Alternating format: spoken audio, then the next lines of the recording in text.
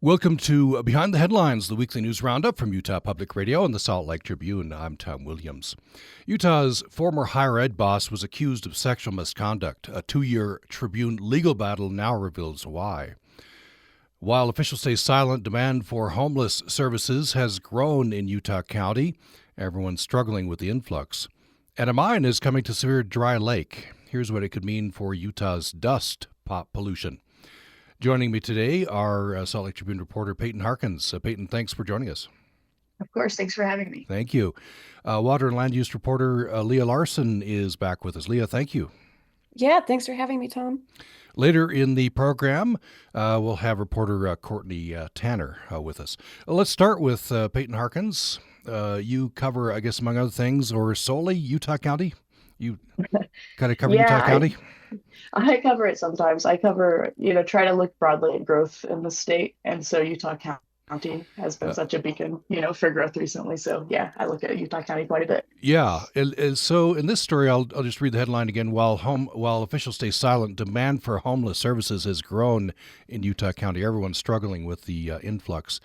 So you went out with a homeless services provider in Utah County. Yeah, she's more of like an ad hoc or like a sort of private advocate. I don't know that she's officially working with any of these organizations or anything like that. But yeah, I would call her a homelessness advocate. Yeah, Bonnie Schiffler Olson is her name. So you begin the story by talking about who she calls her people. These are unhoused people. Tell me about some of these folks. Yeah, I start the story sort of how I entered into that scene myself, where I, walked up under this pavilion and there was just, half dozen or so folks sitting there. There was a man named Brandon who was in a wheelchair and he had his dog there and he has some apparently pretty significant heart issues. He's going to need to get, open heart surgery, they say. Then there's Brian Beecham. He's kind of an older guy who was, a bit of a, kind of a protector for this group. And then there were, two women sitting there with their dogs and, maybe a handful of other people were kind of around, but they were there because they wanted me to sort of get a sense of what their life is like in Provo.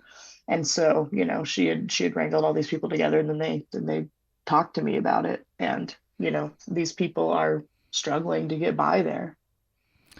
It's interesting. This is a little later in the story. I'll bring it up here, though. Ms. Schiffler Olson, she said she had done, I don't know if you call it an experiment. She'd lived on the streets, I guess, every other week for a while, I guess, just to kind of see what it was like. What did she say about that?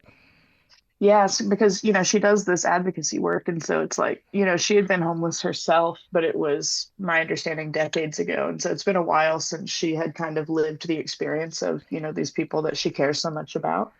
And so, yeah, during the winter, whenever Utah County had its, warming centers for the first time, she decided that she would spend four weeks, kind of living the way that the county is kind of setting out for the homeless population to live. And so, yeah, she called that Street Week. It's kind of an imprecise, moniker for what happened because it was several weeks. But yeah, and I think that, that's how the story started actually, was she approached me about that experience and kind of how, it had left her. And yeah, I mean, she just described, and we can get into it, but it's like she just described feeling, hopeless and lonely and unseen. It was kind of a dehumanizing experience, she said. Yeah, tell me a little bit more about that, what she went through. Yeah, I mean, she told me, I guess a part of the way that she prepared for this is that she got a, little like cart that she was going to pull around her belongings with, like people often do when they have, things and no home to put them. And so she had her cart and she was just saying that, she'd be pulling it down Center Street or something in Provo and like, she'd go to enter, the library or coffee shop or something like that. And like the people in front of her, they'd hold the doors open for themselves and each other. And then she just said she had watched the doors shut in her face when it came, her turn to go in, or, people not even really wanting to look at her. She said, there's one day when she was waiting for the bus, because that's how they would transport people from, different resources that they were offered. You'd get meals somewhere else, but then you'd get on a bus, later on to go to the warming center that night. And, she talked about people, yelling, just mean things to her as she was waiting for the bus. And she gave me this one quote that I thought was, I don't know, kind of powerful, just talking about the difference between the perception of her with her cart versus the perception of, the early Mormon pioneers with their hand carts. She was like, what is really the difference there? Weren't we all homeless? We all have these carts, and so I thought that was kind of an interesting perspective that she shared with me. It was either her or somebody else in your story said that some of the homeless folks, because of all these stresses, turn to substances, and that can be dangerous.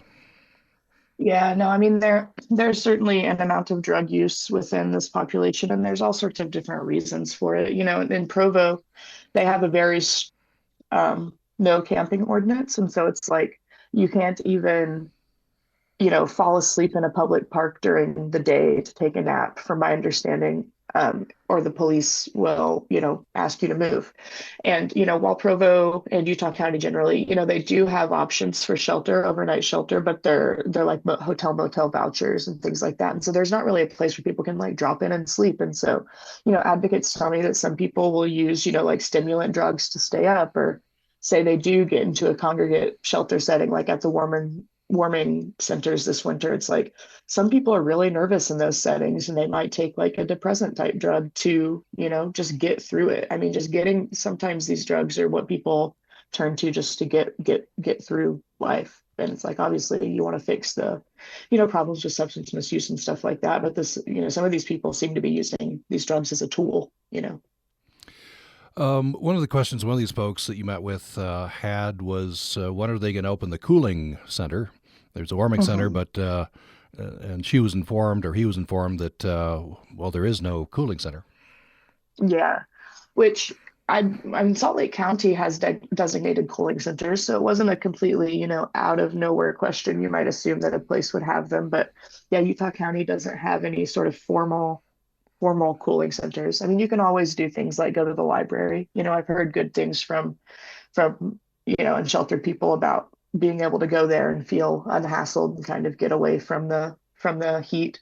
But yeah, it's like, one of the other service providers, the main service provider in Utah County that does the meals, Food and Care Coalition, their building exists with the expectation that they will enforce no loitering, laws. And so, you can't really hang out there after you eat your meals and stuff. So there's kind of a lack of places for people to go, and so, yeah, the cooling centers this person was definitely upset about. So in the wintertime, there is a warming center. I think warming centers or shelters during the winter are mandated, right?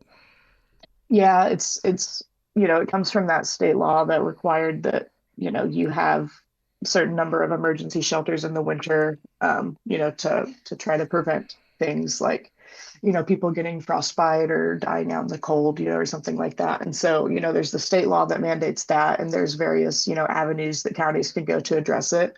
And Utah County chose this warming center option. But yeah, the thing about the warming center option is that, because the other option is, plans to build a full-time permanent shelter. But the thing about the, sort of temporary shelters, that they go away in April, and then what do the people do in the time frame between then and winter? So you talked to Brent Crane, director of the Food and Care Coalition. Tell me again, what is the Food and Care Coalition?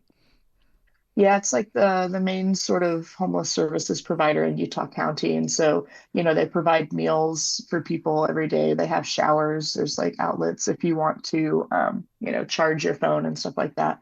And so I reached out to Brent just because, he, with the county and the city, not answering my specific questions about, has this population appeared to grow? What is your strategy to provide them services and resources? Does your strategy align with each other? They were unwilling to answer those questions. So I went to him because, I mean, he would, having the role that he has, it seems like he would have some experience with, any new people that would come in, because he's going to be providing them all the meals. And so he was telling me that this winter, he said they had an influx of 500 new people into the system, which I fact checked him on that. I was like, did you mean 50? Just because that's such a huge number compared to what the point in time count was, like the year before that we have access to. It went from like 175 to 500 plus that's a crazy that's a lot of people. Do we have a theory as to why that many people came in?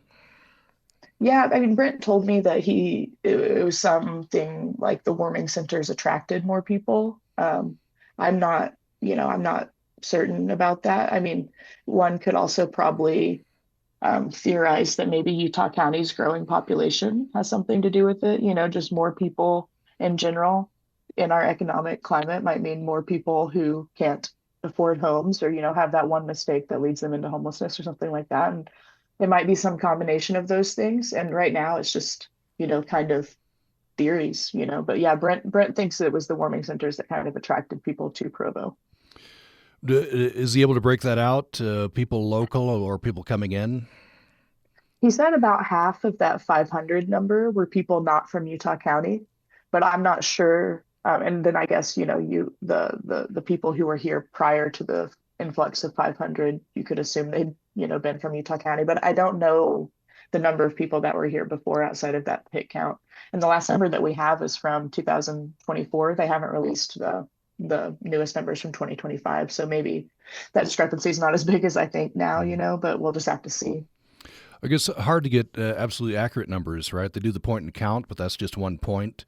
Yeah. Ms. Schiffler-Olsen said during her so-called street weeks that she would find other people that she hadn't known. Yeah, no, and that's why I kind of gave some credibility to what Brent told me in terms of, half the 500 being people not from Provo, with again in the absence of officials telling me these things was just the fact that when I met those people in the pavilion, I think only one or two of them told me that they were from Utah or from, Utah County. A lot of these people, there was Joshua who came from Iowa, people coming in from Idaho, and stuff like that. And so, yeah, it just seemed like a bit of the story that was maybe important, and so I wanted to kind of show it, that some of these people, maybe a lot of these people aren't from Utah. What are Utah County's plans? I think they have to have a plan for winter, right? At least. What are they going to do? Yeah, well, I'm not really certain what they're going to do. They were having all sorts of meetings about it as I was asking them these questions. And, I kept kind of thinking that maybe one of these meetings they would be able to give me some information, but it never happened. They have to have their plans to the state of Utah by August 1st. And so, I mean, I guess we'll see maybe at the next, homeless services board meeting, if that presentation is there, or at least they should have plans by August 1st, so I can re-ask them about it. But yeah, I mean, the options there are kind of, I believe the options there are returning back to this warming center model, or they could start doing plans for a, permanent congregate shelter, and which is what, Weber and Davis had both been openly considering, like Weber and Davis counties had both been openly considering those two options. And so I'll be curious to see what Utah County does, given has a larger population than both of those counties. You end your story talking to a specific gentleman, Mr. Norris. He's had enough of Provo. I guess he's heading out. Yeah, it was one of those moments where it's like I left that interview being like, well, I know how this story is going to end. Like it was just such like a perfect ending to show sort of the challenges that people are facing and, the outcomes of them. And I think kind of implicit in that and some of the questions that these unsheltered people asked me was like, is this the plan, to make it untenable to be here such that we leave, And so anyway, that's why I ended on that scene with him.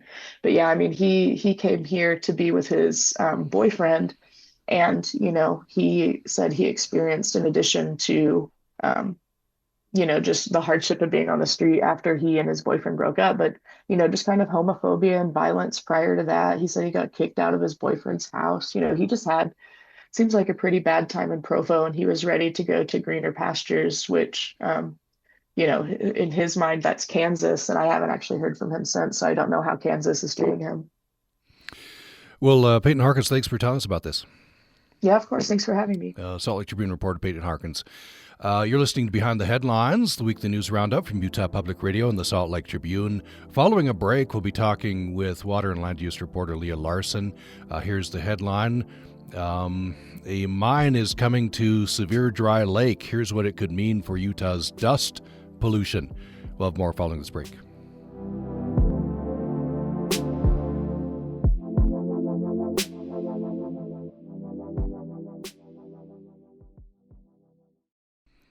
You're listening to Behind the Headlines, the weekly news roundup from Utah Public Radio and the Salt Lake Tribune.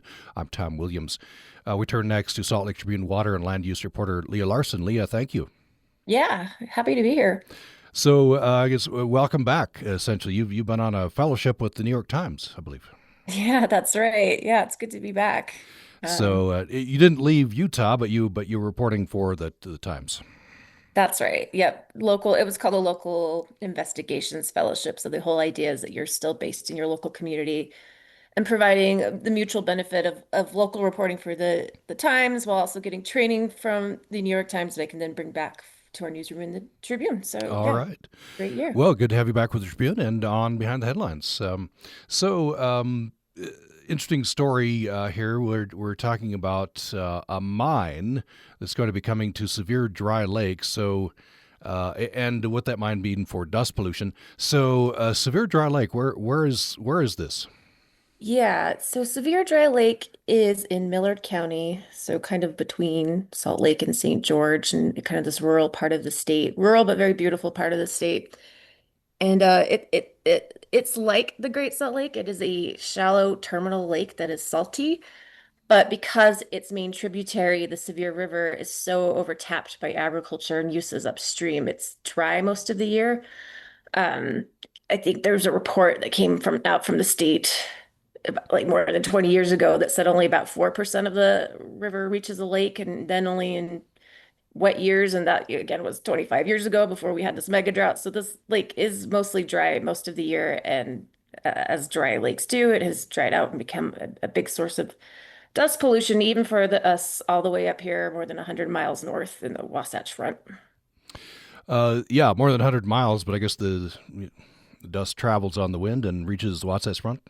That's right. Yeah, we scientists have been able to track that using satellite imagery, so that's how we kind of know it's actually a bigger source of dust pollution than the Great Salt Lake currently. But as the Great Salt Lake continues to shrink and dry, that could change. But we don't really have a monitoring network extensive enough to know, so we kind of just have to rely on the satellite imagery and some like smaller studies. But yeah, it is a big source of dust pollution for us up here.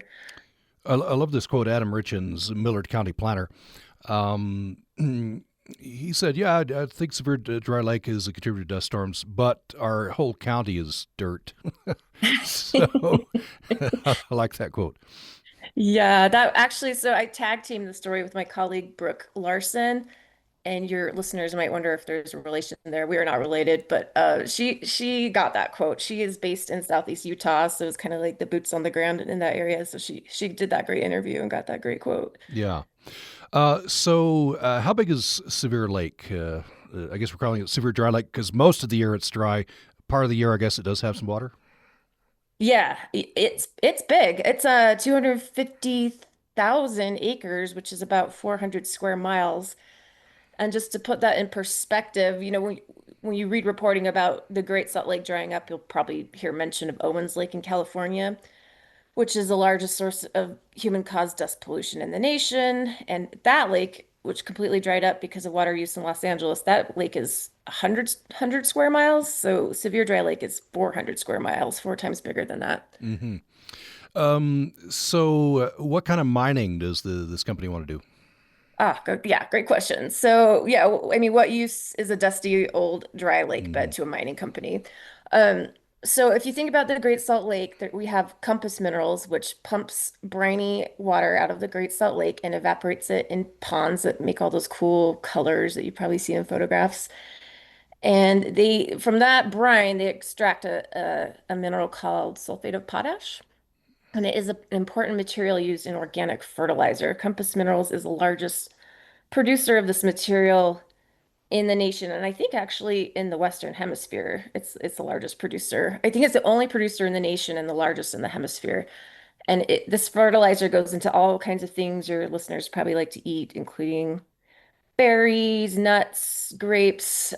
So what this company wants to do, peak minerals on the dry lake of Severe Dry Lake, since there's not a lot of surface water like we have the Great Salt Lake. They want to actually mine mostly groundwater beneath the lake. So they're gonna dig some trenches, have that water move to the surface, and then they're gonna move it into some evaporation ponds, similar to what they're doing at Compass Minerals, and yeah, harvest that material for organic fertilizers.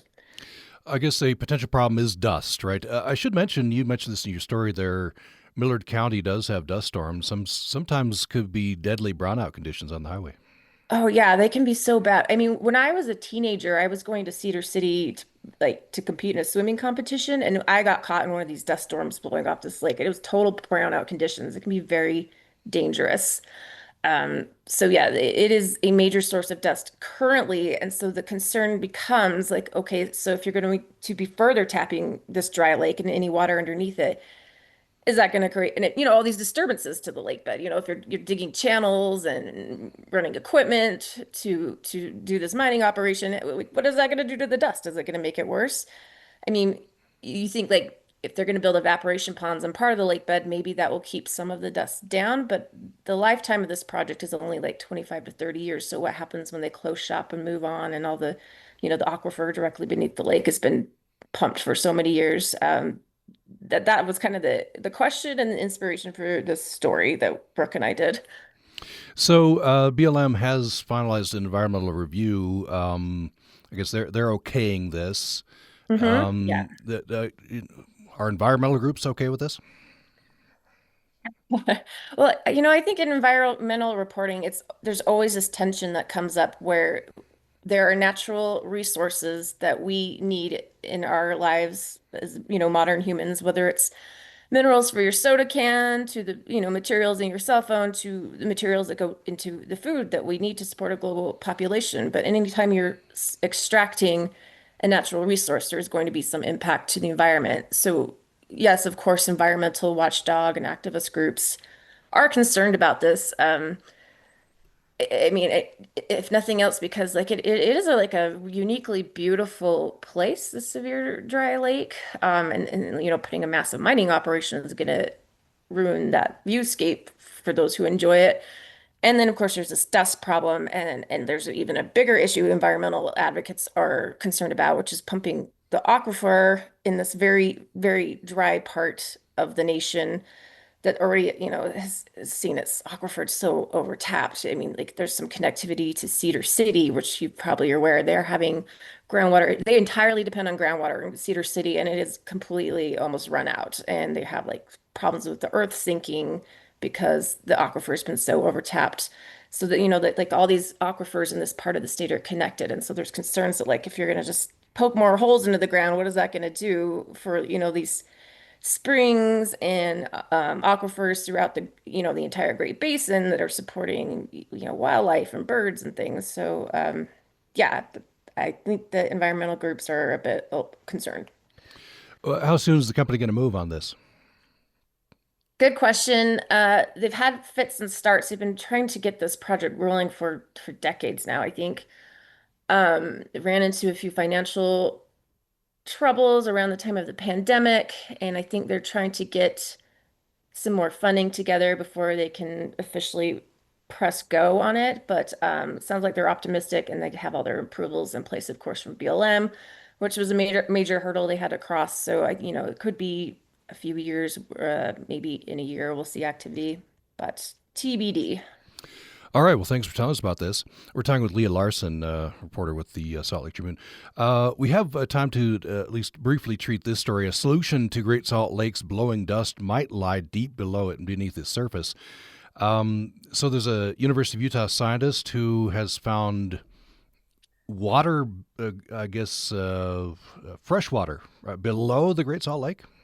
Yeah, yeah. This was a fun story to report. So I think most people, including like scientists that study groundwater, assume that the Great Salt Lake is salty, so the water beneath it is probably salty too. But that's not actually the case. Once you go down about, I think, 20 feet, it actually is fresh and it's under a lot of pressure just because of our unique geology in this area. So it just kind of freely starts gushing forth onto the lake bed. And so the idea, I know when people hear that we're exploring the aquifer freshwater beneath the Great Salt Lake, there's concerns that like maybe cities are going to start dipping their straws into that and pumping it and further threatening the Great Salt Lake. But this aquifer it's not viable really for cities to pump because the water doesn't flow at a rate that could be used for like mass consumption. But the idea is that because it is under pressure and it freely flows, you don't need pumps and electricity and things, that we could tap this aquifer and help keep the dust down on the drying playas, like maybe around some of these hot spots that we're identifying, using something like as basic as drip irrigation, like you probably have in your garden or xeriscape at home. Um, so yeah, interesting research going out there. So that could keep the dust down, right? If you access this water, it's interesting. The photos here that this professor and his team you go with this little auger. I don't know how far you down you have to get, and then he shoves a PVC pipe. It looks like down there, and the water just comes up. Oh yeah, these guys have so much grit. They are so impressive. They were kind enough to let me tag along with them as they went to explore one of these things they call round spots where water is kind of flowing to the surface on its own. Um, but yeah, they take bikes out on the dry playa and like bike for miles to these things in the heat, this salty playa, and then they hand dig these wells with augers. It's pretty impressive, and I was definitely exhausted by the end of the day just watching them do all this. The bike ride, you think it's nice and flat out there, but it kind of sink down into the playa on a bike, so it was a struggle bus for me. Mm. But yeah, pretty So cool research. These guys are very dedicated. now I think his name is Johnson. I think he's a bit worried that, as you mentioned in the beginning, cities will say, "Hey, I need to get a piece of that action," but he's saying it doesn't flow at a fast enough rate. Right. Yeah. I mean, I think that's a concern for everybody. I mean, even readers, when they read my story, that was some of the feedback I got. But yeah, it would be really hard for cities to tap this aquifer just because like, I'm not a hydrologist, but from the way it was explained to me, it's like, yes, the water's under pressure, so it's flowing out freely, right? But not at a rate or speed that, that you could pump and like capture and treat and you know send off to cities like it just moves too slowly if that makes sense but yeah they don't think it's in any danger of like being tapped by cities and of course Governor Spencer Cox closed off the Great Salt Lake watershed well most of it to new water rights appropriations anyway so there wouldn't even be a mechanism for cities to lay claim to this water. Well, thanks for telling us about these stories. Appreciate it. But yeah. That's water and land use reporter Leia Larsen with the Salt Lake Tribune. And it's time now, a little bit earlier than usual, because our conversation with Courtney Tanner was recorded yesterday. So we'll go to that at the end of the program. So, Paighten Harkins, what's your underplayed story of the week? My underplayed story of the week is from Jessica Schreifels. You may remember that after a 10-year sort of lapse in not doing executions, Utah did its first execution in August last year of Tyrone Honey. They have a judge just the other day signed off on an execution date for another inmate, Ralph Menzies. So we may be having another execution September 5th. Oh, so it'll be coming up. Sure, you'll be keeping tabs on that, Jessica. Well, at any rate, thanks for Mhm. that. Leah Larson, what's your underplayed story? So I'm going to get engaged in a bit of shameless self-promotion here and talk about one of my own stories that kind of got lost in the shuffle of the holiday weekend. So we were talking about dust pollution and how we don't really have a grip on it in the state. We don't know fully understand where it's coming from, whether it's the Severe Dry Lake, the Great Salt Lake, what communities it's blowing into. So Utahns have been asking the state for a while to build a monitoring network to keep track of the Great Salt Lake's dust. And so they are doing that, which is great. But I found some documents that show that the state is actually kind of using equipment to monitor this network that is not in compliance with federal standards like we use to monitor like our wintertime inversion pollution or summer ozone pollution. So we know, whether we're in compliance or whether it's unhealthy for humans and the environment. So they're using totally different equipment and ways of measuring this so that like the feds can never come at them and ding them if it is in fact posing a threat to human health. And it just has some of, our foremost scientists studying this dust issue a bit concerned about why we're not using the best methods. So encourage your listeners to check out that story. All right, sltrib.com for that one and all of these stories. We have been talking on Behind the Headlines with reporter Paighten Harkins. Paighten, thank you. Thank you, Tom. Thank you. And water and land use reporter Leia Larsen's been with us. Thank you. Thanks. Have a good weekend. You too. Coming up following a break, we'll conclude the show with a conversation with reporter Courtney Tanner. Here's the headline. Utah's former higher ed boss was accused of sexual misconduct. A 2-year Tribune legal battle now reveals why. You're listening to Behind the Headlines, the weekly news roundup from Utah Public Radio and the Salt Lake Tribune. We'll have more following this break.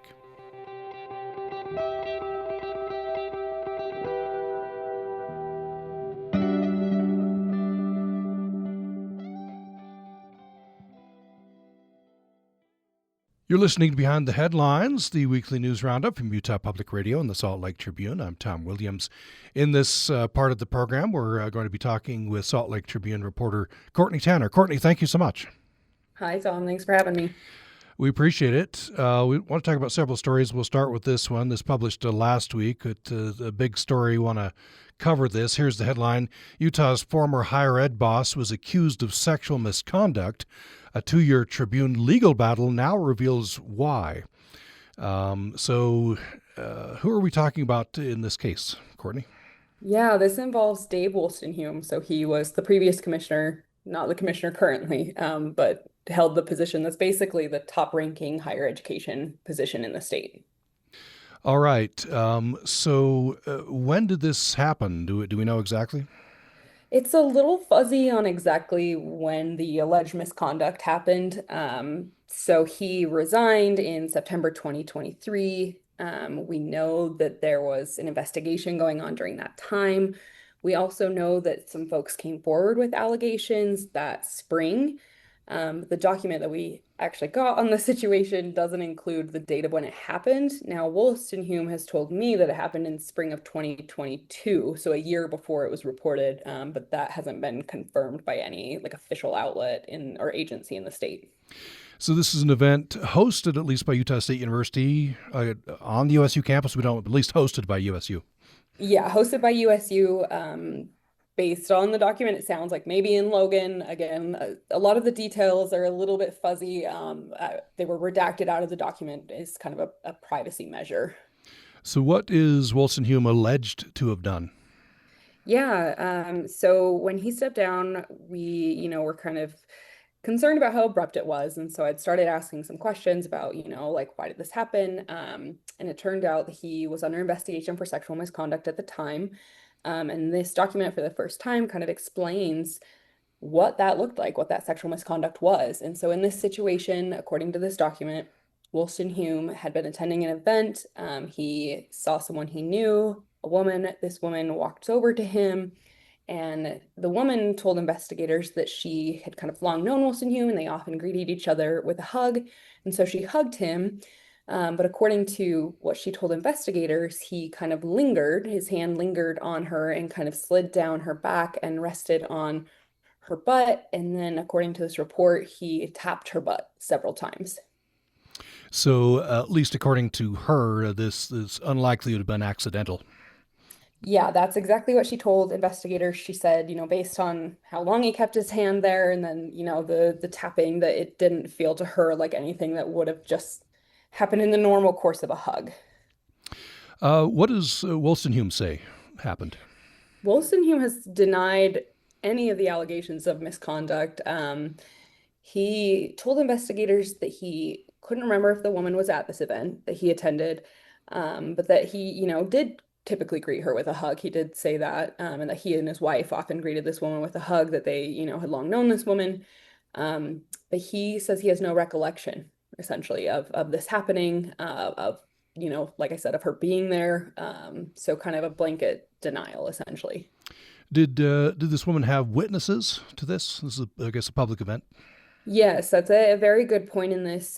She did. It was a public event. There were other, USU and state higher education officials at this event. It was publicly viewable, I guess is maybe the best way to put it. And one of the witnesses came forward and talked to investigators, and basically, like, as investigators said, told the exact same story, that she had been sitting across the room and saw exactly what the woman described happen.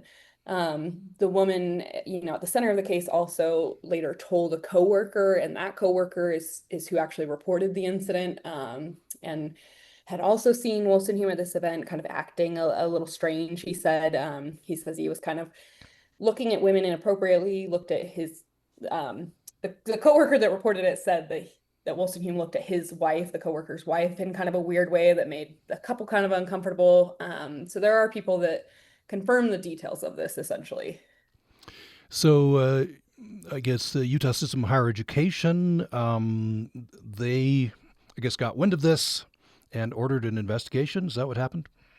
Yeah, that's exactly what happened. So it was reported by this coworker that the woman told about the event in March 2023.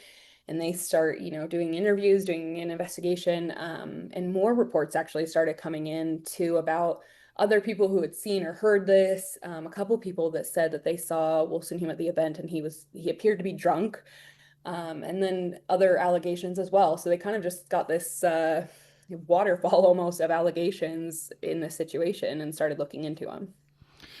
Now, this becomes important as this case goes through the courts, etc. The report was never finalized. It stayed as a draft. Tell me about that. Yeah, this has made my life very complicated for 2 years. So Wolstenholme stepped down in September of 2023. And at the time, I had kind of been hearing some rumblings that there was some misconduct alleged. And so I put in a records request for any kind of investigation that the state had done. And the Utah System of Higher Education said that they wouldn't give us anything, essentially, that they didn't have anything that was a final report on what had happened, what had been alleged. And that's a pretty big deal in Utah because there's a part of state records law, essentially the law that governs what is a public record, that says if it's a draft, there are provisions for it to be kept private or protected. There are also some provisions for it to be kept or to be released. And so that's what the Tribune argued kind of back in this situation. And particularly that this is, a very high-ranking public official that was accused of misconduct. And so we fought for 2 years. We went to the State Records Committee, which had granted us the records, and then the System of Higher Education appealed that to court, and then a judge granted the Tribune the records, which is a pretty big win, we think, for transparency, which is great. But it has definitely been a road to get there. So yeah, maybe reinforce what what USHE, the Utah System of Higher Education, was saying, why this should not be released. Yeah, it's a good point on an interesting argument, essentially. So when Wolstenholme resigned, we kind of learned through some of the other court filings in this case that the Utah Board of Higher Education had this policy that doesn't really talk about very much. It's not a very well-known policy, but that essentially if someone resigns, it will end the investigation into them. So if they're resigning while there's, allegations of misconduct kind of floating out there, it will just say the investigation's over. And if the investigation's over before it's completed, then the Utah System of Higher Education says, well, it's a draft, and because it's a draft, we don't have to release it. I think another argument was floated was something about the victim in this case, the person reporting in the future if things like this come out, that people be not as willing to report these things. Yeah, that's a part of their argument too. You're right. They talked about how they feared it might have a chilling effect on victims coming forward. I will say that the Salt Lake Tribune has talked to 2 women who have concerns about how Wolstenholme acted, and neither of them wanted to talk, but they were very supportive of the Tribune asking for these documents and still reporting the story. And ultimately, the judge that ordered the release of these records had them redacted. So it essentially, none of their names, none of their personally identifying details, some of the details even of the event were all, blacked out so that it wouldn't in any way kind of lead to anyone figuring out who these reports were about. What did the Tribune argue in court why this should be released? I think the biggest argument is, this is about public transparency. I mean, Wolstenholme was the highest ranking public official in higher education for the entire state, and it's a state position. I mean, he was paid quite a large salary for that. He oversaw 8 different public colleges and universities, as well as the 8 technical colleges in the state. So 16 schools overall. That's a large quantity of students, a large quantity of staff. I mean, just a person in a huge position of power that had, a lot of reports that, could potentially be vulnerable for one thing. And, that this also was an investigation that was paid for by taxpayers. And so it seems, and the Tribune argued that, taxpayers have a right to know what was alleged of this high-ranking official and what the publicly paid investigation discovered. No, Wilson Hume did respond to you, I guess, to Tribune. He read you a statement, I guess. One thing that stood out to me from that was he said that he, at some point in this, he lost faith in the investigation itself, and that's why he wanted to just resign. Yeah, that was an interesting point to me too, that also stood out. He, yeah, essentially said that he didn't think that the investigation was being conducted how it should be, and that contributed to him deciding to resign. He had an opportunity actually to present evidence. So this report that we got is basically the draft findings, and at the end of the draft findings, both the victim and the accused are supposed to be able to review the findings and present any more evidence or suggest more witnesses even. And so Wolstenholme, it was at that point where he could have, given more statements. He had already talked to investigators, but could have given more statements, could have given evidence, could have suggested witnesses. And he said that he didn't want to. He was ready to just step down and have it be over. Because that's why he said he never presented witnesses in his behalf, which I guess was a step that would have made the report final. Exactly, yeah. So with these kind of initial findings, they're basically presented in a report that looks like a final report and reads like a final report, which is what the judge ultimately concluded is, there's not really a lot of indications that this is a draft, but the Utah system of higher education says that these findings get refined a little bit more after this point, again, when the accused and the victim have kind of a final chance to say anything else that they want to, and then they kind of become part of a final report on the situation. I can't remember who it was in your story pointed out Wolstenholme. His assertion is, I could never have done this. It's not in my character. I wouldn't have done this, but he didn't specifically deny the allegations. Yeah, that's what he told investigators. He basically said, this isn't something I would normally do, and denies again that he remembers anything from this day, basically. But he also said that he wasn't drunk, so that wasn't affecting his memory either.